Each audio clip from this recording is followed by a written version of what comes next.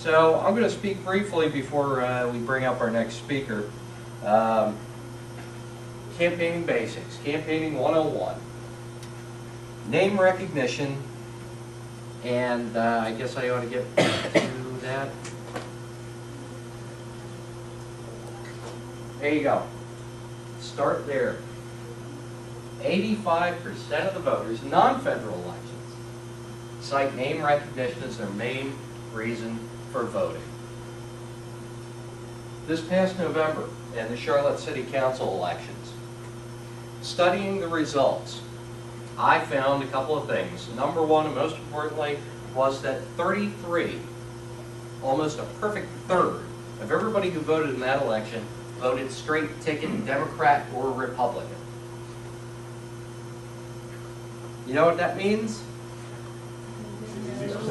They don't know, they don't care. They're voting Democrat or Republican. They have no idea who the candidates are, what the issues are. They don't care. They're like me because they are X. And I'm voting for them. I promise you that of those who did not, the 2/3, only about 15% of them had any clue who any of the candidates were, much less what any of their positions were. The vast majority of voters vote on name recognition, and a lot of those vote for the last name they saw.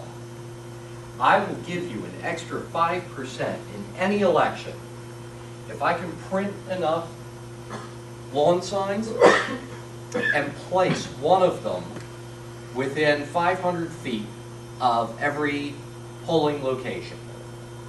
One in each precinct. If I can do that, I'll give you an extra 5% right off the top. No effort required other than that. Just put up signs. Those people will see your name, that'll be the last name they see before they go into that polling booth, and a disturbing number of those people will vote based on that.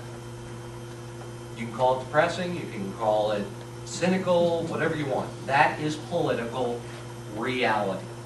That is why we will not do any better than we historically do unless we get back to campaign basics. Running an effective, standard political campaign, something we don't do. We talk about the Democrat and Republican political machine. You need a machine. If the Democrats stopped organizing, if they stopped putting people in the street, if they didn't have organizations like Acorn anymore, they would cease to exist as a viable party. This is stuff that has to be done over and over again. Yes? So I have a question about this, because, okay, so we can get 5% of the vote if we put a sign up, but everybody puts their signs up. So there's this big pile of signs at the borderline of the area around the polling place.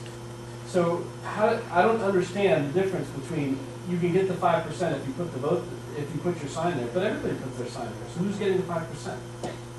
Actually, they don't. You think they do. There's a perception you do. You say that, but actually drive around November. I did this past November. They don't. You know what they do? They just call up whoever happens to be on their list and say, can we put a sign in your yard? Most campaigns do not target that specifically. They don't think this specifically. Point number 2, big point. Elections are, as often as not, lost rather than won. Massachusetts, special elections, Scott Brown, case in point.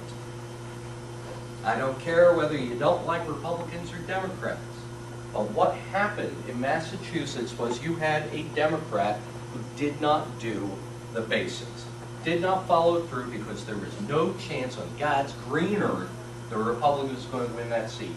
She won the primary, it's done, it's over.